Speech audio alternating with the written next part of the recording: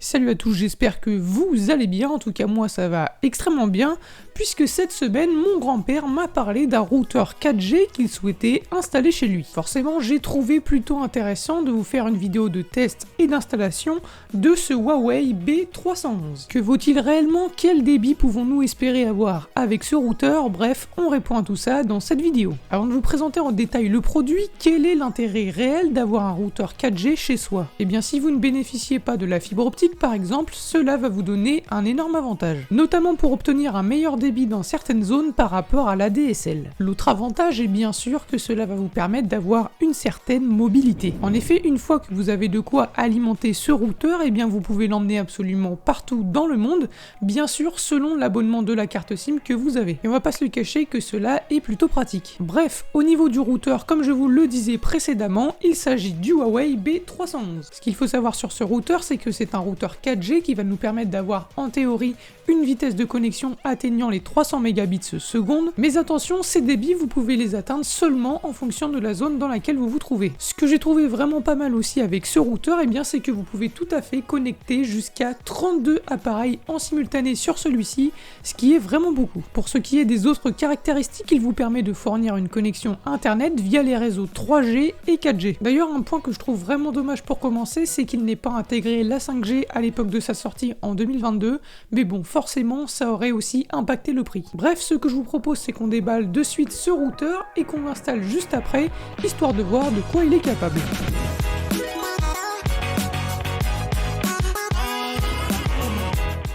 Nous retrouvons dans cette boîte forcément le routeur qui est d'ailleurs plutôt bien emballé dans sa pochette plastique. Franchement, pour l'instant c'est propre. On retrouve également le fameux manuel d'utilisation qui, je l'espère, ne va pas nous servir aujourd'hui puisque cela signifierait que mes compétences d'installateur professionnel ont fortement baissé. Pour finir là-dessus, quand on soulève le petit carton juste ici, on retrouve le câble d'alimentation qui va nous permettre d'alimenter le routeur. Premier point positif, c'est très bien emballé et je trouve qu'il n'y a pas trop de plastique et de carton pour rien. Pour ce qui est du routeur, nous retrouvons dessus le port d'alimentation forcément, un petit bouton reset qui va servir à réinitialiser votre routeur, un port LAN WAN qui va nous permettre de connecter par exemple un PC en Ethernet directement sur le routeur. Au niveau des autres éléments visibles que l'on retrouve sur le routeur, nous voyons ici un petit cache qui masque en réalité un petit pas de vis destiné à accueillir une antenne, qui est d'ailleurs disponible pour pas trop cher sur internet. Nous pouvons aussi retrouver le port de la carte SIM qui est, attention, au format mini SIM. Donc forcément, il vous faudra un adaptateur si vous ne l'avez pas. Pour ce qui est des boutons que l'on retrouve sur le routeur, il y en a deux. Un bouton Power pour allumer ou éteindre le routeur et un bouton WPS qui, lorsque le Wi-Fi est activé, permet d'activer le WPS ou la connexion iWi-Fi, donc avec l'application du routeur. Au niveau des voyants que l'on peut observer sur la façade du routeur, nous avons un témoin de statut réseau permettant de savoir si l'on est bien en 3G, 4G ou autre. On peut également voir un témoin Wi-Fi nous indiquant si le Wi-Fi est bien activé et enfin un témoin de l'intensité du signal. Alors franchement, pour le prix, ce routeur est plutôt bien fini et vraiment réussi.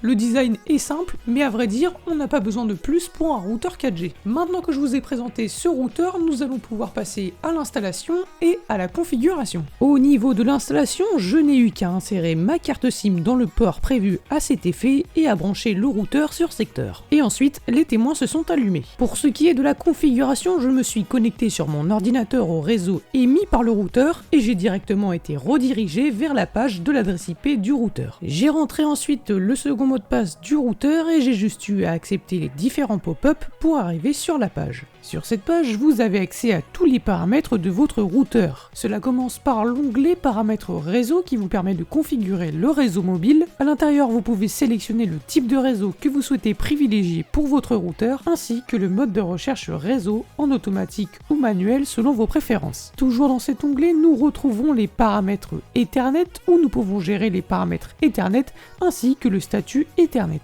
Je ne vais pas trop m'attarder sur cette catégorie car elle intègre vraiment de nombreuses fonctionnalités paramétrables différentes. Pour ce qui est des paramètres Wi-Fi, vous allez pouvoir gérer les paramètres de base du Wi-Fi comme son nom l'indique, son mode de sécurité ainsi que son mot de passe. Nous retrouvons également une catégorie Wi-Fi invité qui va nous permettre de configurer un réseau invité temporaire ou non. Vous pouvez donc gérer la durée, le nom du réseau invité, ainsi que sa sécurité. Dans l'onglet Appareils, vous pourrez voir les appareils actuellement connectés à votre routeur ainsi que ceux qui sont hors ligne. Dans l'onglet Outils, vous pourrez directement gérer les conversations SMS liées à votre carte SIM. Vous avez également l'onglet Statistiques qui vous permet d'avoir un œil sur la consommation de données mobiles de votre routeur, ce qui peut être assez pratique si vous ne voulez pas payer de supplément en cas de dépassement de forfait. Le dernier outil de cette catégorie est l'outil contrôle parental qui, comme son nom l'indique, vous permettra d'attribuer un contrôle parental à l'appareil de votre choix connecté à ce même réseau. Pour finir sur cette interface du routeur, nous avons l'onglet Avancé qui regroupe notamment quelques paramètres vus précédemment, mais aussi d'autres paramètres comme les mises à jour ou encore les paramètres système.